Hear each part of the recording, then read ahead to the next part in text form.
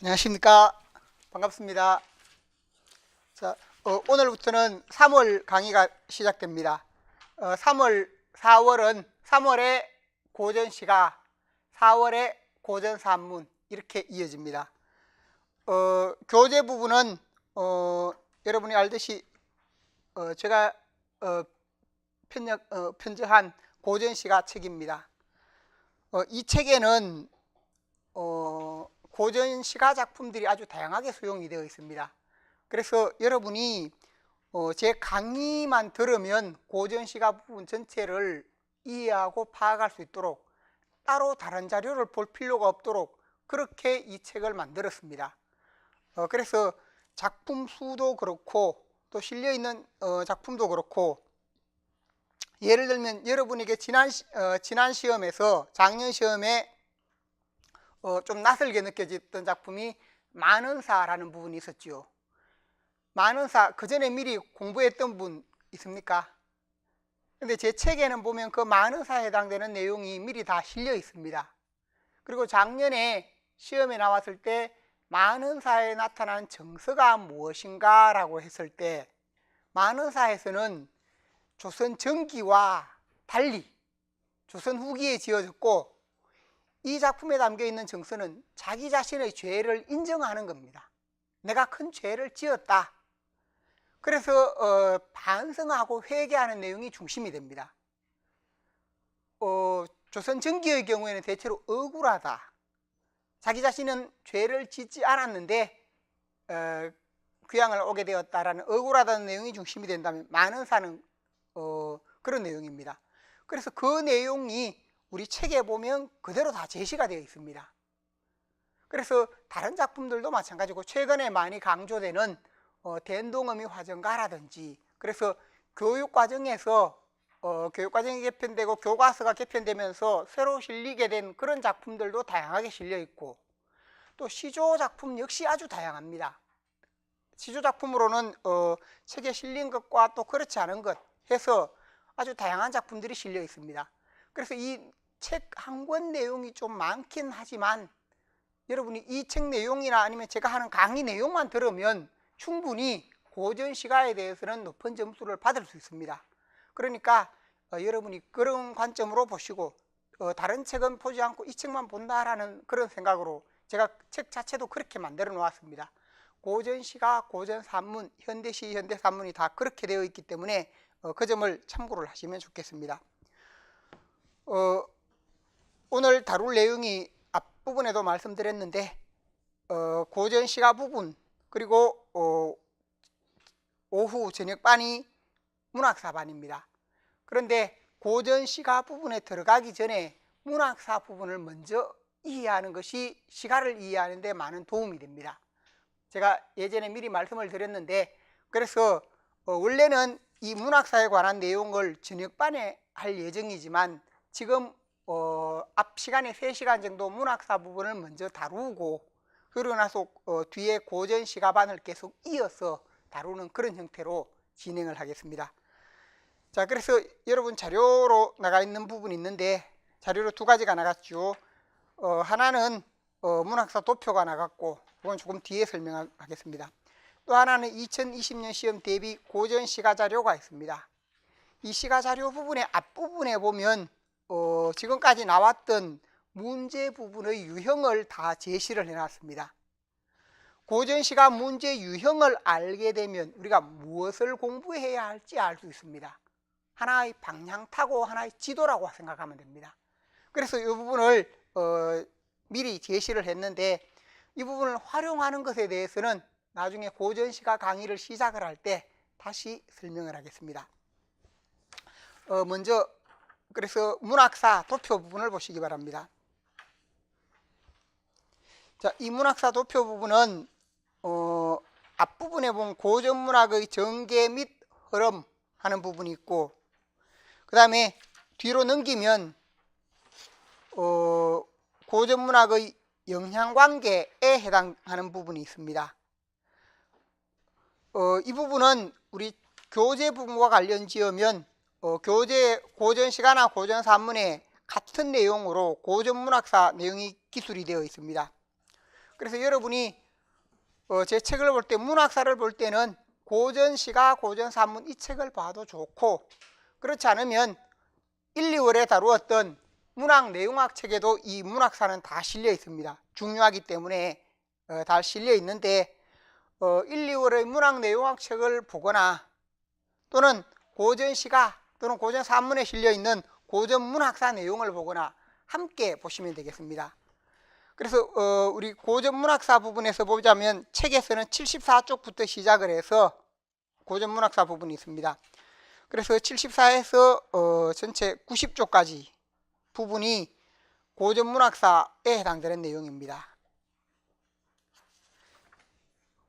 고전문학사 부분인데 그 고전문학사에 해당되는 그 내용들이 이 표 하나에 다 정리가 되어 있습니다. 그래서 고전 시가는 시가대로, 고전 산문은 산문대로 이 표 한 장에 다 정리가 되어 있습니다.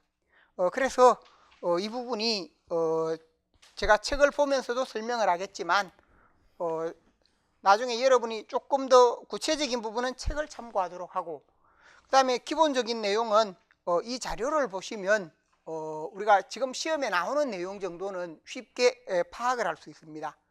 근데 여기 있는 내용은 무조건 암기보다는 여러분이 그 하나하나 내용에 대해서 문학사를 핵심으로 축약해서 정리했는 말들이기 때문에 하나하나에 대해서는 세부적으로 이해할 필요가 있습니다. 자, 우리가 보통 문학사를 공부해 보면 여러분이 고전문학사 공부할 때 가장 좋은 책은 조동일 교수님의 한국문학통사입니다. 한국문학통사는 그런데 한번 읽기도 어렵지요. 다른 내용도 많고 한번 읽기도 어렵습니다.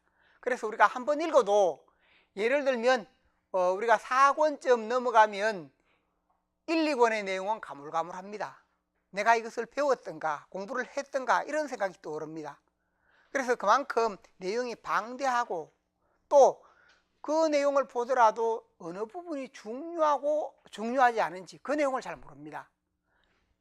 그래서 그 책을 보더라도 우리가 너무 구체적이고 세세한 내용도 많고 또 덜 중요한 것과 중요한 부분들을 구분하기 어렵고, 그래서 문학사 공부를 하기가 쉽지가 않습니다. 여기에 정리된 내용도 대부분 조동일 교수의 문학통사 부분을 바탕으로 합니다. 그래서 그 중에서 중요한 내용이라든지 이걸 다 핵심적으로 정리를 해 놓았기 때문에 여러분이 문학사를 공부할 때 이 부분을 보시면 많은 도움이 됩니다. 문학사는 우리가 기본적으로 볼 때 가장 먼저 문학사에서 항상 이해를 해야 되는 부분이 뭐냐 하면 시대 부분입니다. 항상 첫 번째는 문학사 부분에서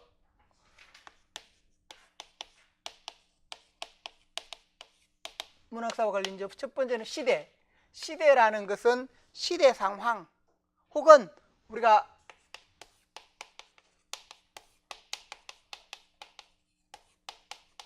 사회문화적 맥락이라고 하는 부분입니다.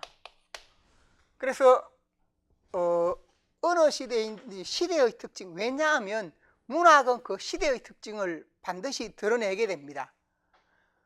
그래서 우리가 조선시대 문학은 조선시대 특징이 있고, 개화기 문학은 개화기 특징이 있고, 60년대 문학은 60년대 특징이 있습니다. 그래서 그 시대와 문학이 밀접한 연관이 있다. 오늘날의 문학은 오늘날의 특징을 고스란히 담습니다. 그래서 사회문화적 맥락에 해당되는 이런 부분이 있고, 그 다음 두 번째는 문학과 관련 지을 때 시대에서 바로 문학으로 내려오면 이 문학의 경우 그 시대의 특징이 있어서 문학 부분에서도 일반 문학의 특징, 현대 부분에서는 문학의 특징이 먼저 있고, 그래서 그 시대가 어떤데 문학 전체는 어떻다 하는 부분이 있고, 그 다음에 문학에서는 세부적으로 우리가 나누어 보면 시가의 특징, 그리고 여기서 소설이라고 할 때 고전소설로 하겠습니다. 고전소설의 특징이 있습니다. 그래서 시가에서 시가 부분이 있으면 시가가 어떤 특징이 있다라고 했을 때 그 특징에 해당되는 것과 이 특징은 그 시대 시가 전반에 해당되는 겁니다. 그 다음에 하위 갈래, 소설의 경우에도 그 시대 특징, 어떤 특징이 있고 어떤 하위 갈래가 있다 하는 부분으로 생각을 할 수 있습니다. 그래서 문학사라고 했을 때 그 특징과 하위 갈래를 이해하는 부분으로 생각을 하시면 되겠고, 그 다음에 보면 작가에 해당되는 부분. 그래서 하위 갈래 다음에 포함되는 부분들이 작가에 해당되는 부분입니다. 시가에서 작가가 누가 있다, 소설에서 작가가 누가 있다라고 해서 이 작가의 영향에 해당되는 부분. 그런데 이 작가는 고전 시가에서는 작가가 크게 많지가 않습니다. 그래서 작가가 많지 않다는 것은 우리가 그 작가까지 알아야 할 작품이 크게 많지가 않다는 겁니다.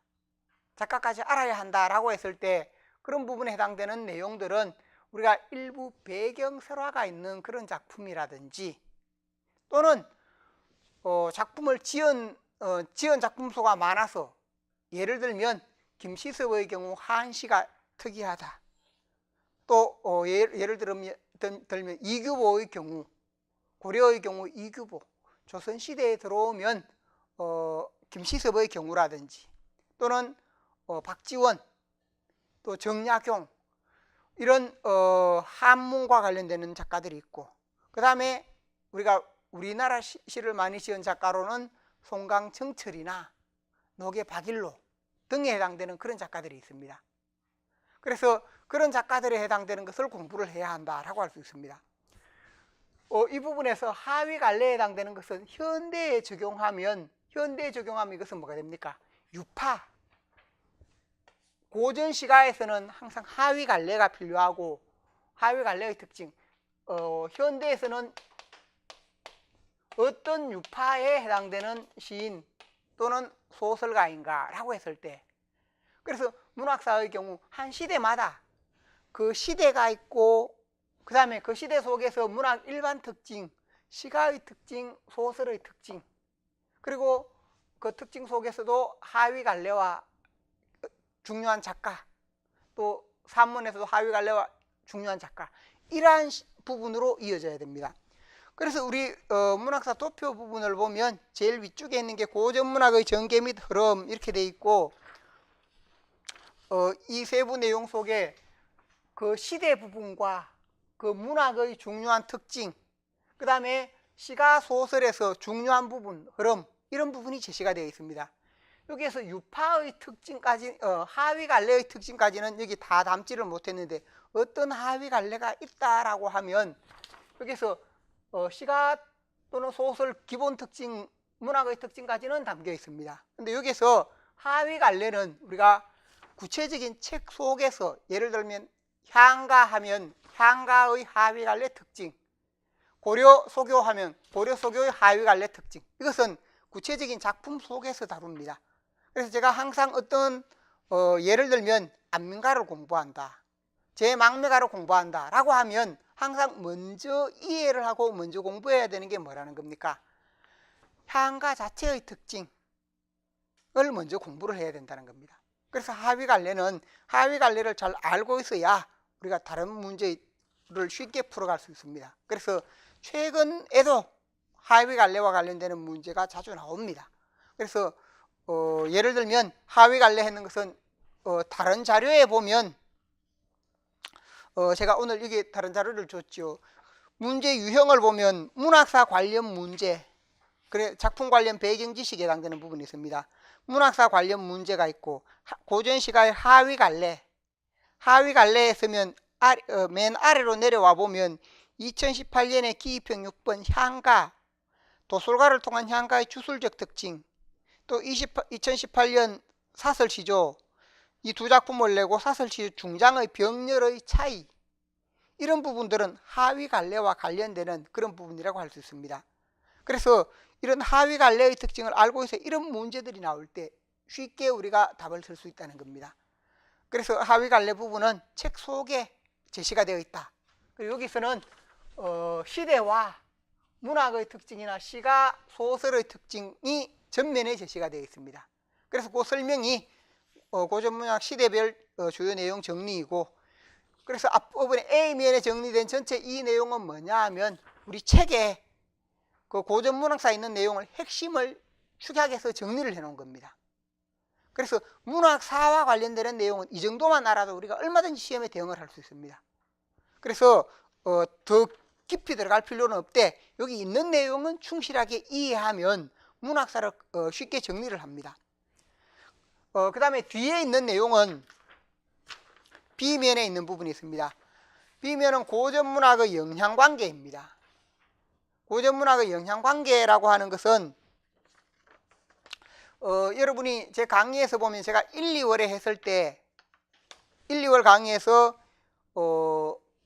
구비문학이 기록문학의 원천이 되었다라는 부분을 설명했습니다. 그래서 여기 보면 이 도표에도 민요가 있으면 민요 1번에 민요가 계속 아래 길게 이어집니다. 이 민요에서 화살표를 통해서 다양한 갈래로 이어진다는 겁니다. 또 아래 보면 설화라고 해서 설화가 있습니다. 설화가 길게 이어지면 이 설화에서 금오신화나 옹길동전이나 판소리나 이런 부분으로 이어지고 있습니다. 그러니까 민요나 설화는 구비문학인데 이 구비문학이 다양한 위의 기록문학으로 이어지는 것을 설명하고 있는 부분입니다. 자, 그러면 여기에 있는 부분 중에 고전시가에서 시가의 영향관계라고 하는 것은 우리 책에서 보면 고전시가 맨 앞쪽에 있는 내용인데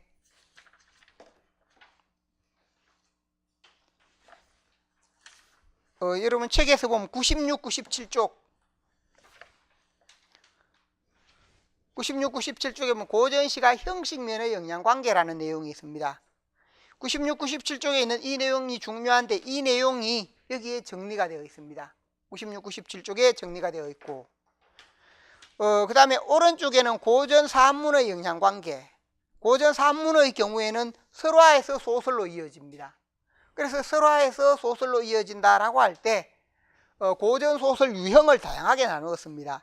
의인체 소설, 전기소설, 이때 전기는 기이할 기자를 씁니다. 환몽구조, 영웅, 사회소설, 판소리 계열소설, 박지원, 가정소설, 세태소설, 염정소설 이렇게 이어지는 부분들이 있습니다.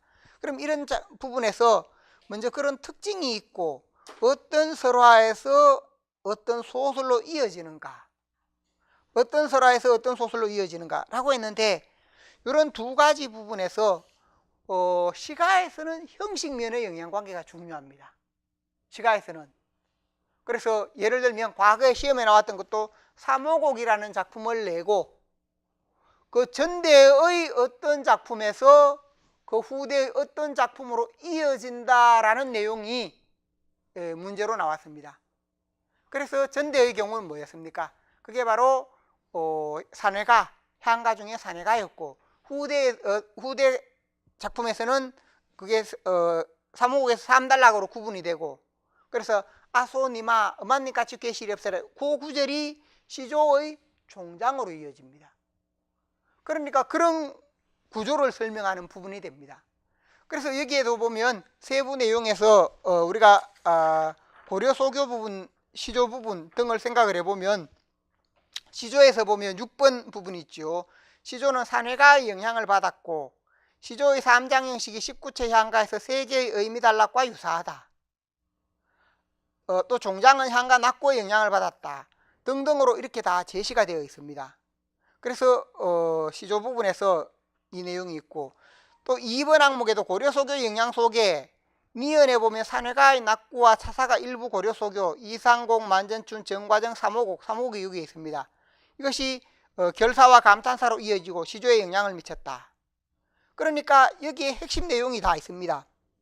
제가 이걸 시험에 나왔기 때문에 다시 했는 게 아니고 이 부분을 새로 편집은 새로 했습니다. 작년에는 그냥 이렇게 칼라로 하지 않고 그냥 흑백만 이렇게 했는데 원래 칼라로 이렇게 해서 나중에 여러분이 보면 아주 감탄하도록 되어 있습니다. 이 하나하나 색깔들이 다 의미가 있습니다. 그래서 이 색깔만 잘 이해하더라도 여러분이 고전 시가를 공부할 때 혹은 고전 소설을 공부할 때 문학사에 해당되는 내용은 반 이상은 여러분이 이해를 할 수 있습니다. 그러니까 그 점을 잘 생각을 하시고 그래서 여기에 보면 이런 내용이 다 제시가 되어 있어요. 여기 담겨 있는 게 아주 핵심적인 내용이면서도 그게 압축이 잘 되어 있다는 겁니다. 그래서 이 부분만 여러분이 보고 있으면 고전 시가사, 고전 산문사, 그 다음에 고전 문학사 등은 이 도표 하나로 가능합니다. 공부를 할 때는 우리 책을 통해 전체를 공부를 하고 그 다음에 나중에 여러분이 이걸 틈틈이 이렇게 보시면 됩니다. 이게 지금 종이가 작년에 보니까 좀 약해서 다음 주에 요거 그대로 해서 더 두꺼운 종이를 해드릴 겁니다. 요것은 오늘 좀 편하게 이래 보시고 망가지더라도 관계없습니다. 그래서 두꺼운 종이로 해서 여러분들이 계속 이렇게 가지고 공부를 할 수 있도록 그렇게 하겠습니다. 자, 그래서 문학사 부분에서 현재 제시되어 있는 부분이 우리가 공부해야 할 내용은 하나의 시대마다 이렇다는 겁니다. 이건 현대에 가더라도 마찬가지입니다. 현대 가더라도 개화기하면 개화기 시대에서 시대의 특징, 그 다음에 개화기에 나타나는 문학의 특징, 문학 중에 시가가 뭡니까? 우리가 개화기 시가, 소설이다라고 할 때 신소설, 그리고 그 시가의 특징과 소설의 특징이 있고 그 다음에 어떤 유파의 특징이 있으면 유파.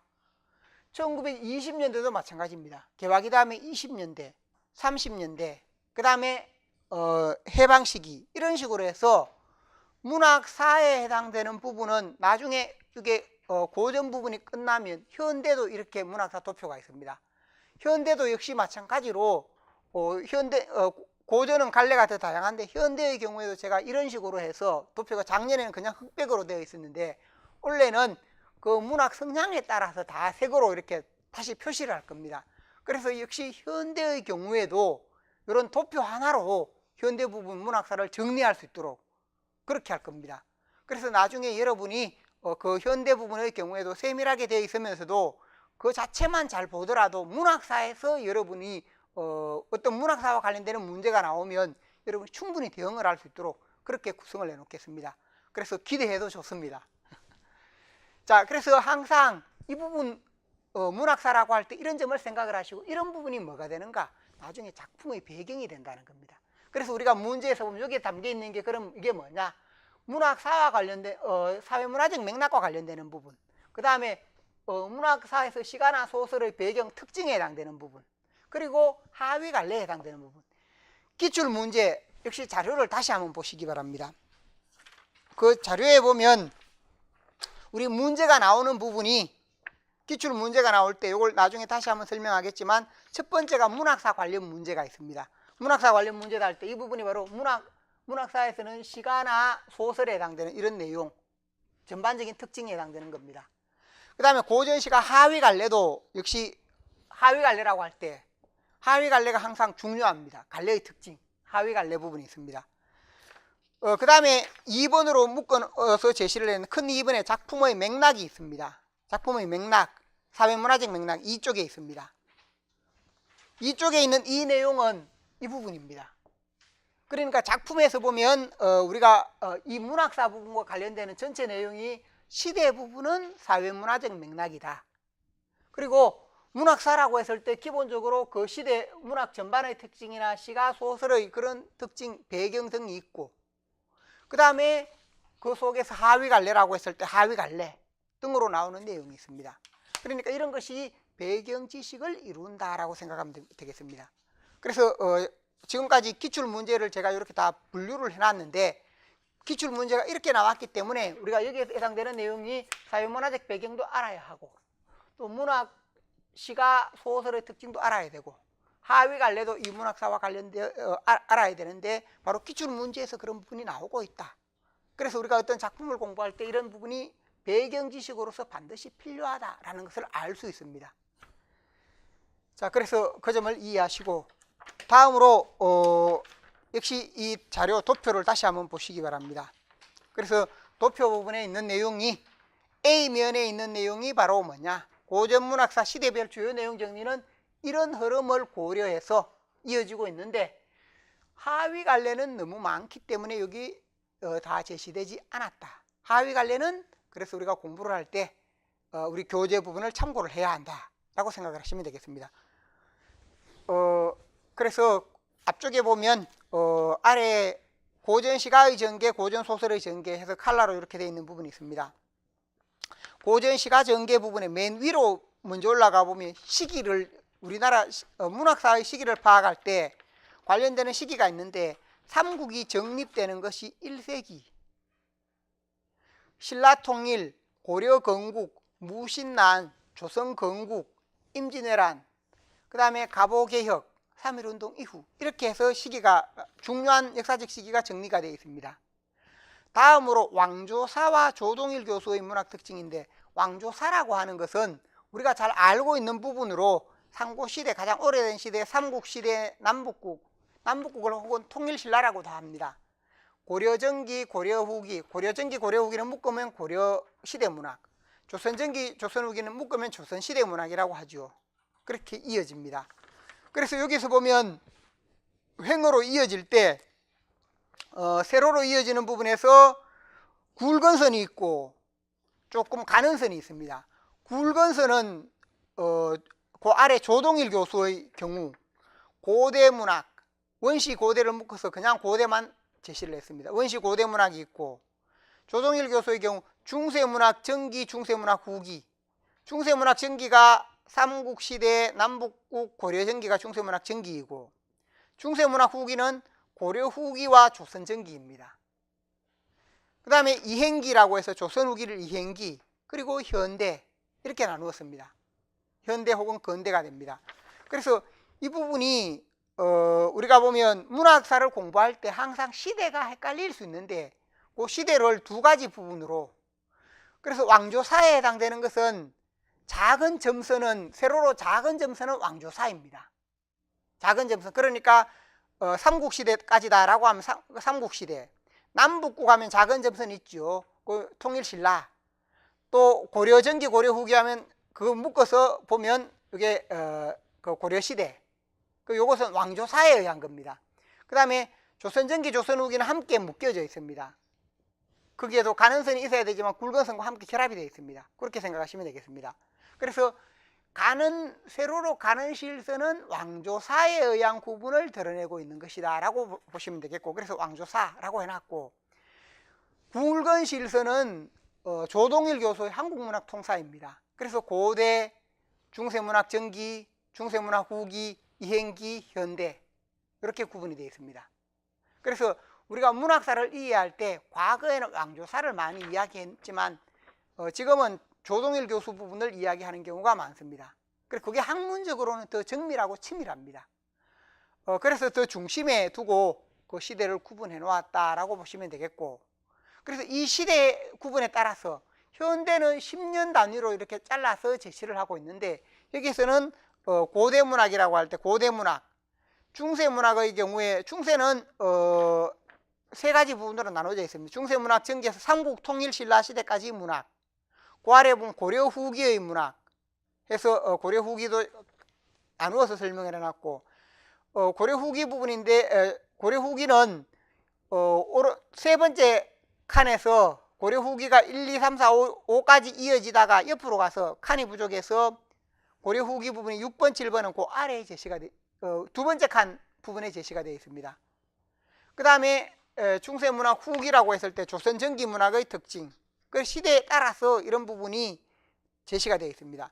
그 다음 이행기 문학이라고 할 때 이행기 문학이 가장 그 내용이 많습니다. 그래서 우리가 현대 문학은 이게 따로 제시되지 않았기 때문에 이행기 문학이라고 해서 이행기에 해당되는 내용이 전체적으로 제시가 되어 있고, 그 다음 보충 부분에 우리 문학의 근대성이다 라고 할 때 여기도 근대성에 해당되는 것을 원래는 문학 내용학에서 구체적으로 제시가 되는데 여기는 핵심만 간단하게, 왜냐하면 근대문학이 뭐냐, 바로 이행기에 나타나는 중요한 특징이 됩니다. 이행기라고 했을 때, 이행기라는 것은 우리 문학이 중세문학에서 이렇게 더 상승되는 근대문학으로 나아간다라고 할 때 이 과정을 드러내는 겁니다. 그래서 근대성이라고 할 때 중세에서 이렇게 나아가는 과정의 특징이 바로 근대성이기 때문에, 이게 왜 중요하다고 했습니까? 일본이 조선의 역사는 이런 시대에 머물러 있는 역사이다. 그게 식민지적 정체성 이론입니다. 그래서 머물러 있고 정체된 역사다. 그런데 일본이 들어와서 우리 역사를 이렇게 끌어올려 주었다라는 게 일본 침략자들의 주장이고, 일본이 그래서 늘 뭐냐, 그 나라 역사에서 가르치는 게 일본은 조선에 대해 은인이다 이렇게 이야기를 하고 있는 겁니다. 그리고 일부 친일파의 후손들도 거기에 동조하고 있습니다. 그런 계열들이 뉴라이트입니다. 그런 부분에서 벗어나기 위해서 우리 문학이 중세에서 스스로 이렇게 나아가고 있었다라고 하는 흔적이 뭐라는 겁니까? 우리 문학의 근대성입니다. 우리 스스로 주체적으로 나아가고 있었다. 자, 그와 관련되는 내용으로 이해하시면 되겠습니다. 그래서 이행기에서는 중세를 벗어나서 근대로 나아가는 이 내용이 시험에 많이 나오고 이 부분이 우리가 보면 아주 중요합니다. 자, 그래서 나중에 이것은 구체적으로 하나하나 다시 설명을 하겠습니다. 그래서 이렇게 세로의 실선과 굵은 선 이렇게 되는 게 각 시대별로 제시되어 있는 것이다 라고 보시면 되겠고, 그 다음에 고전시가 고전 산문에 보면 고전 소설 부분에 아래에 뭐가 있는가 하면 각각 서정시, 공정, 교술, 서사로 되는 부분이 있고 서정시 속에 여러 칸이 제시가 되어 있습니다. 이게 하위 갈래들입니다. 하위 갈래로서 각 칸이 긴 것도 있고 짧은 것도 있고, 이 칸 하나하나도 모두 뭐냐, 발생 시기와 소멸 시기를 다 제시를 해 놓은 겁니다. 그러니까 고대가요라고 하면 고대에 발생해서 삼국 초기까지만 나타났다. 향가하면 어느 시대에서 어느 시대까지 불려졌다. 한시의 경우에는 화살표로 해서 다 하기가 힘들어서 이렇게 그냥 쭉 이어서 제시된, 한시는 쭉 이어진다는 의미입니다. 줄로 이렇게 이어지고 있기 때문에.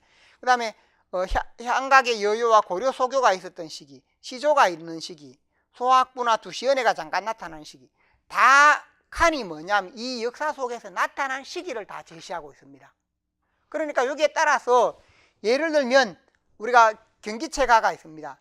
경기체가라고 하면 어느 시대에 나타났는가? 고려 후기에 나타나서 조선 전기까지 이것이 이어졌다. 악장하면 경기체가보다 조금 뒤에 나타나서 조선 전기까지, 이건 경기체가보다 빨리 사라졌다 하는 것을 다 알 수 있습니다. 그래서 여기에 제시되어 있는 부분이 바로 나타난 시기, 예를 들면 9번에 잡가가 있으면 그 잡가라는 부분은 18세기쯤에 나타나서 20년대 30년대까지도 불려졌습니다. 그리고 현대까지 쭉 이어지고 있습니다.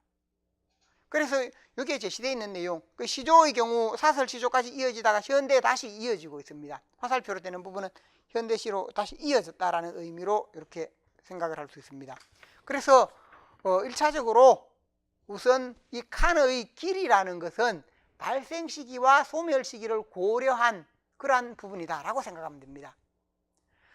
그럼 아래도 마찬가지입니다. 아래도 마찬가지여서 예를 들면 고대 가요가 있던 시기에 뭐가 있었습니까? 다양한 설화, 그래서 신화가 먼저 있었고 그 다음에 전설민담으로 이어진다라고 할 수 있습니다. 또 예를 들면 경기체가가 있던 시기에, 경기체가가 이어지던 시기에 폐관문학과 아래를 보면 가전체가 있다 라고 해서, 그러니까 우리가 보통 여러분이 보면 문학사를 배우더라도 시가 소설이 따로 나누어져 있습니다. 그러다 보니까 같은 시대라고 하더라도 그러니까 같은 시대라는 감이 잘 안 옵니다. 근데 이걸 보면 위에서 내려오는 시대가 똑같다는 겁니다.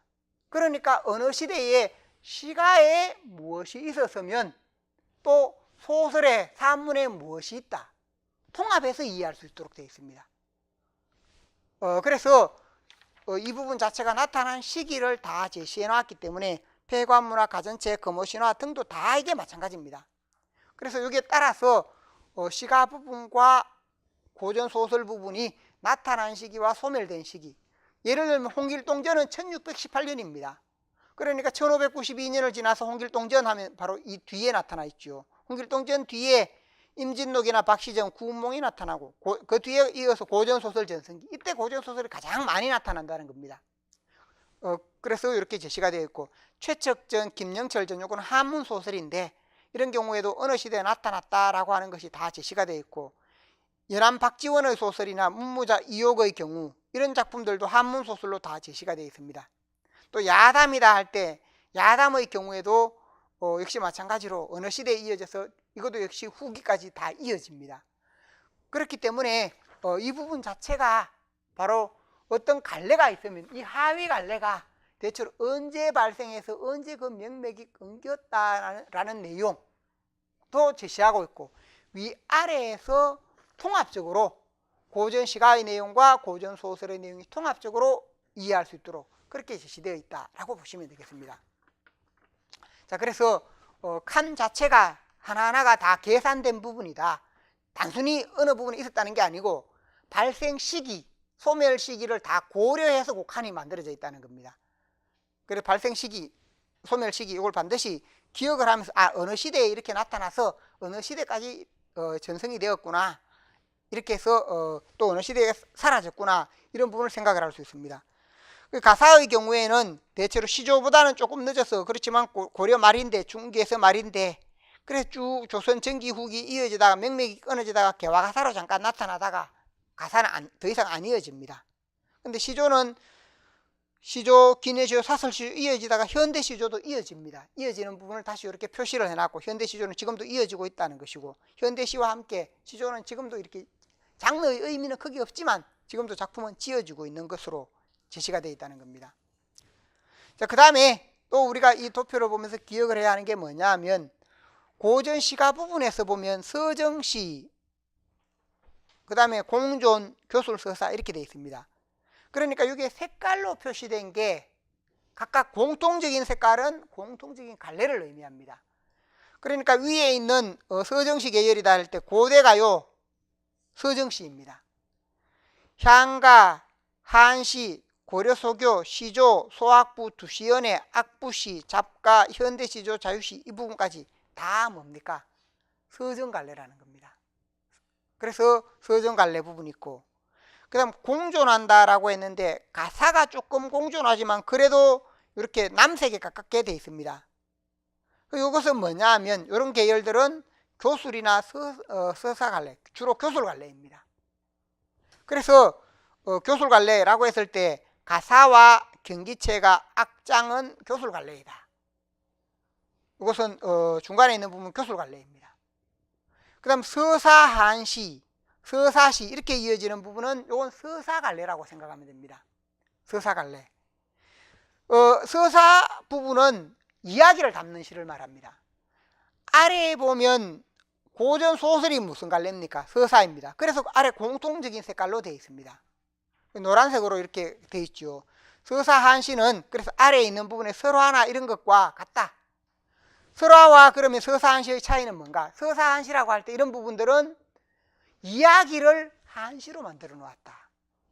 설화는 이야기 그대로이다. 산문이다. 그래서 이게 같은 색으로 이렇게 제시가 되어 있다라고 보시면 되겠습니다. 그래서 색은 갈래를 표시해 주는 부분인데 가사가 조금 희미하죠. 가사는 교술 갈래인데 왜 조금 희미하게 표시했느냐 하면 아래 두 가지 조금 희미합니다.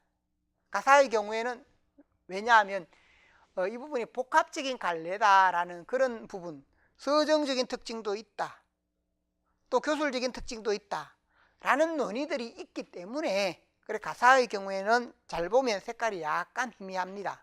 그래서 그 희미한 부분까지도 그런 부분을 계산을 해놨습니다.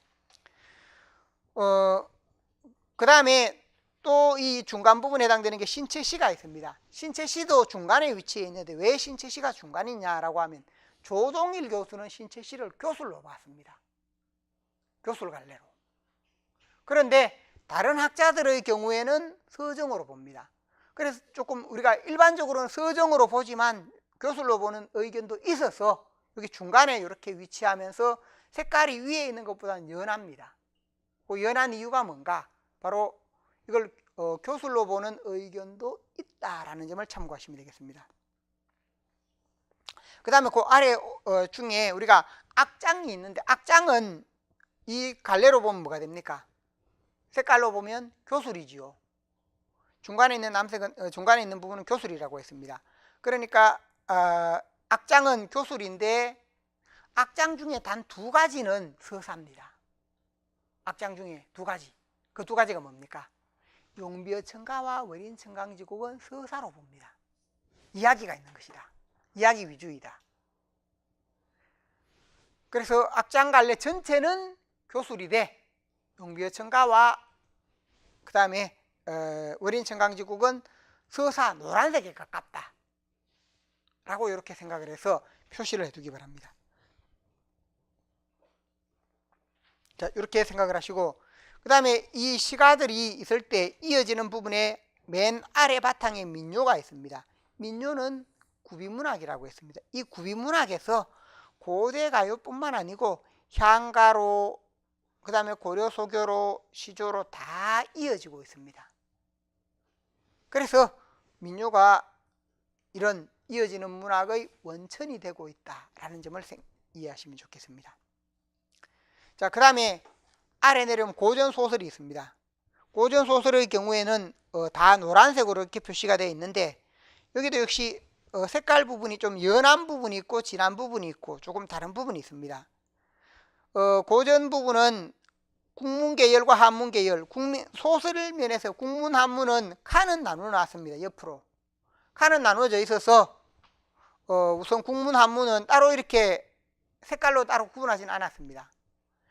그래서 위에서 보면 국문이다 한문이다 라고 이렇게는 되어 있습니다.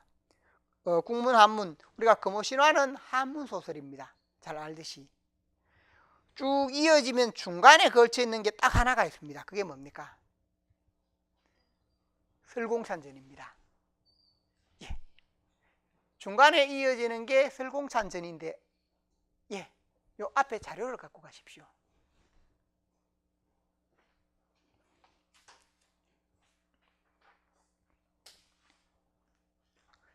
자, 여기 중간에 이어지는 부분이 설공찬전입니다. 앞에 중요한 설명이 많았는데 이 부분 나중에 다시 들어야 될 것 같습니다. 예, 다시 이렇게 해서 반드시 들으십시오. 왜냐하면 전체 큰 틀에서 지금 설명이 진행이 되고 있기 때문에. 자, 그래서 여기 중간에 이어지고 있는 게 설공찬전이 있습니다. 그럼 설공찬전은 왜 중간에 있는가? 설공찬전 배운 사람 손 들어보십시오. 요즘은 이제 교과서에도 실립니다. 설공찬전 배운 분 손 들었는데, 설공찬전은 국문소설입니까? 한문소설입니까? 국문이라고 배웠습니까? 설공찬전. 왜 중간에 있는가? 설공찬전은 원래 한문으로 지어졌습니다. 원래 한문으로 지어져서 설공찬전이 왜 유명하냐면 왕조실록에 실려 있습니다. 최수라는 사람이 지은 설공찬전인데, 이 최수라는 사람이 그 당시에 일어난 그 인조 반정이 있었죠. 광해군, 그게 아니고 중종반정 시기에 오히려 연산군을 옹호하던 인물입니다. 그러다 보니까 중종반정에 참여했던 그런 신하들을 비판하는 그런 내용을 담고 있는 것, 또 중종까지도 비판하는 내용을 어느 정도 담고 있다라고 할 때 그게 바로 설공찬전과 연관이 있습니다. 그래서 최수가 죽을 뻔합니다. 그런 소설을 썼다가. 그래서 조선 왕조실록에 그런 사실이 기록되어 있다는 겁니다. 그래서 이게 한문으로 지어졌다라고 해서 한문으로 그 당시에 막 유행을 했습니다. 워낙 인기가 있으니까 이게 뭐로도 되는가? 한문으로 지어지고 국문으로 번역이 됩니다. 국문으로도 번역이 돼서 막 읽혀지다가, 이게 최수가 그 내용이 중종을 비판하고 그 반정에 참여한 신하들을 비판하는 내용이다 보니까 나중에 그게 알려져서는 책이 다 수거가 되어서 그 시대에 불태워집니다. 그 시대에 다 불태워지고, 그런데 묵제이묵이라는 사람이, 그게 묵제일기라는 책에 우리가 책을 만들면 예전에 이렇게 만들죠.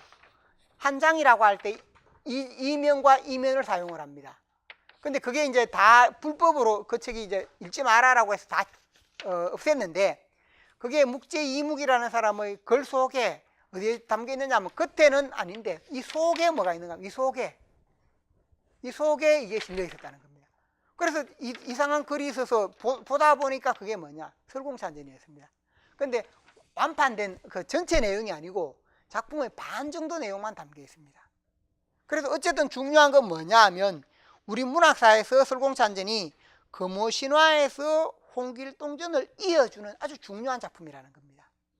그런데 그게 발견된 것은 국문입니다. 발견된 것은 국문이다.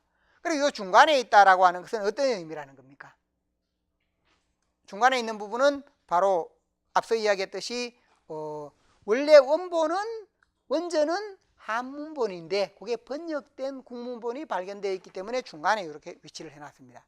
이 하나하나가 여기에 담겨 있는 게 다 그 문학사의 특징을 고려해서 계산을 다 해놓은 겁니다. 그래서 왜 중간에 있는가 하는 부분, 나중에도 마찬가지입니다. 그런 부분을 생각을 하시면 좋겠습니다. 그래서 국문, 한문이 있고, 그 다음에 현재 아래에 보면 색상이 3가지입니다. 이 색상이 무엇을 말하는가 하면 연한 색과 진한 색이 구분이 됩니다. 연한 색은 서사문학이긴 하되 소설은 아닙니다. 서사문학이긴 하되 소설은 아니다. 그럼 우리나라 소설로 되는 것은 진한 색은 소설입니다. 소설 발생은 언제라는 겁니까? 소설 발생은 언제? 금호신화부터 소설 발생이다라는 의도로 이렇게 되어 있습니다. 그러니까 여기서 보면 색깔 해놓은 것이 그냥 되는 것이 아니고, 앞서도 위에도 마찬가지였죠. 갈래를 다 드러내듯이 여기 소설과 소설이 아닌 것을 구분을 해놨습니다. 그러면 다른 색깔이 있습니다. 가전체와 불교설화와 야담, 이 3가지는 다른 색으로 되어 있습니다. 이건 왜 다른 색일까요?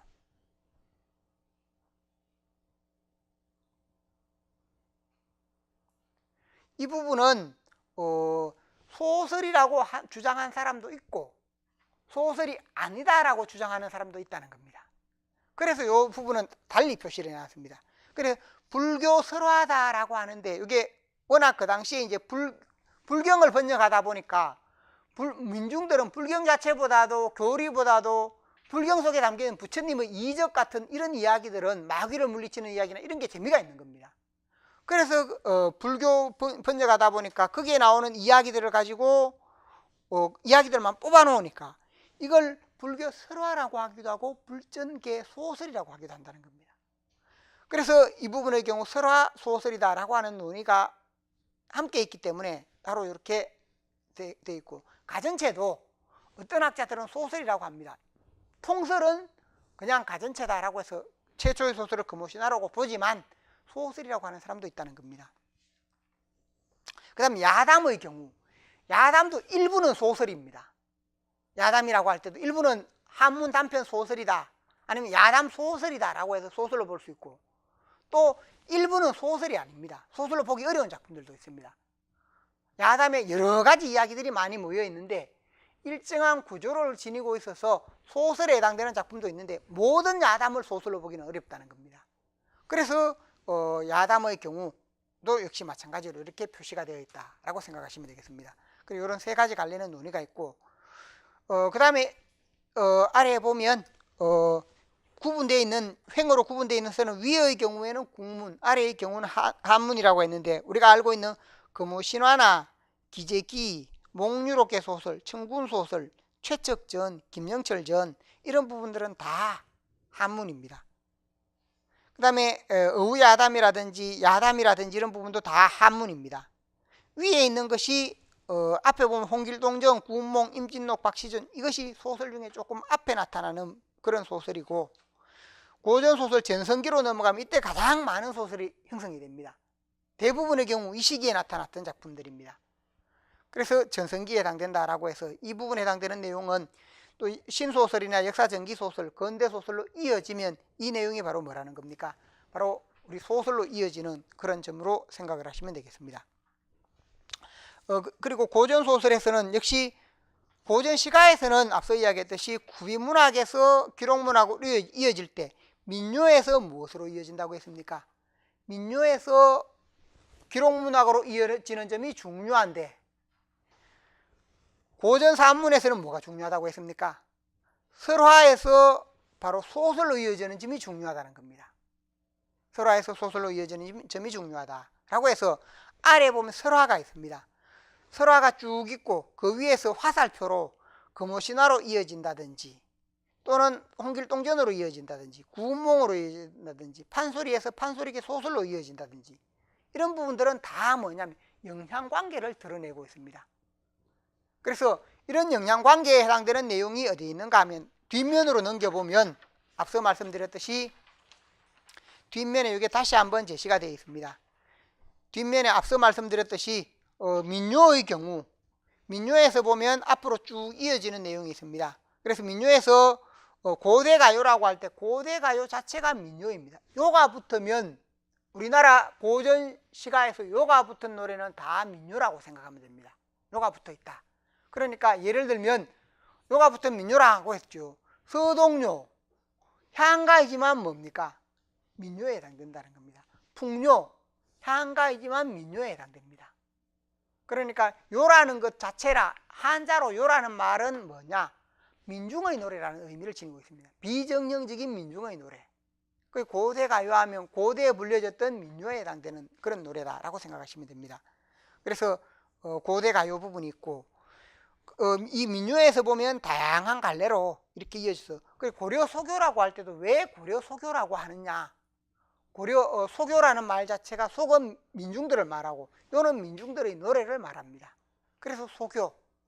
경기체가에 가가 안 붙습니다. 경기체가에 요가 안 붙습니다. 시조에 요가 안 붙습니다. 가사에 요가 안 붙습니다. 악장에도 요가 안 붙습니다.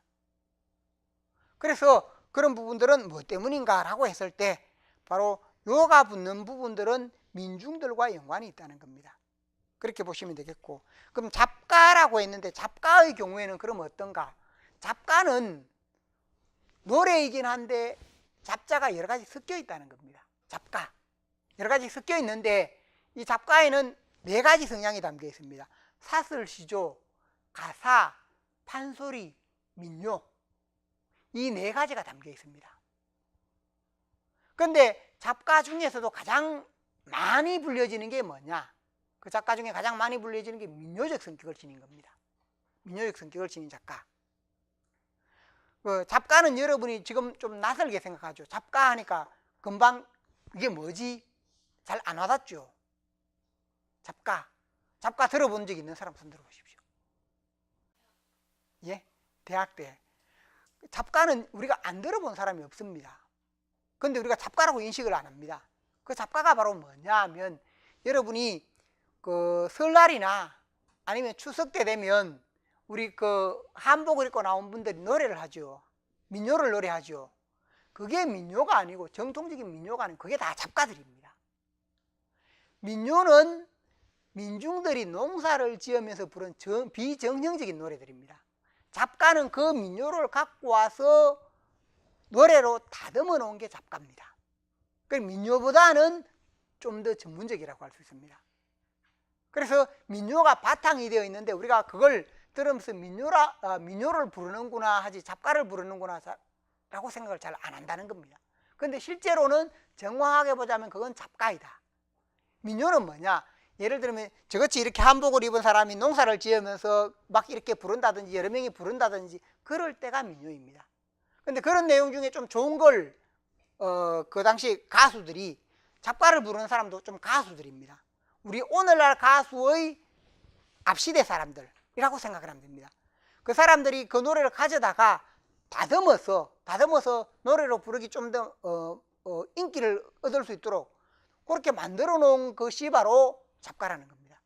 그래서 우리가 보면 뭐 성주풀이라든지 아니면 노래 민요 부르러 나오는 사람 많지요. 거기에 보면 수심가라든지 이런 노래들은 다 잡가에 해당됩니다. 텔레비전에 나오는 것. 그래서 잡가가 우리가 아주 흔하다라고 생각을 하시면 됩니다. 그래서 우리가 보통 민요라고 생각하는 TV에 나오는 부분들은 다 그 잡가이고, 그 김영임 씨인가 그분이 이렇게 하지요. 그 사람이 경기 잡가, 경기 쪽에 있는 작가, 경기 잡가와 남도 잡가가 유명한데 경기 잡가를 잘 이렇게 부르는 사람이 김영임 씨입니다. 자, 그래서 이 잡가 부분의 경우 그런 점을 생각을 하시면 되겠고, 그래서 요가 붙으면 1차적으로 우리 시가에서 뭔가 민중과 연관이 있거나 민중이 부른 노래다라고 생각을 하시면 되겠습니다. 민요 부분이 있었고, 그 다음 설화 부분은 이미 앞에서 잠깐 설명을 했습니다. 자, 잠시 쉬었다가 우리가 여기에서 보면 고전문학 영향관계에서 이제 세부적으로 들어가서 비면에 고전문학의 영향관계가 있죠. 고전시가, 우리가 오늘 배우는 내용이 원래 고전시가인데 고전시가를 하기 전에 먼저 해야 되는가? 고전시가 부분의 영향관계를 먼저 이해할 필요가 있습니다. 그래서 고전시가의 영향관계를 하나하나 설명을 하도록 하겠습니다. 여기까지 질문 있는 분? 질문. 예. 자, 그럼 잠시 쉬었다 하도록 합니다.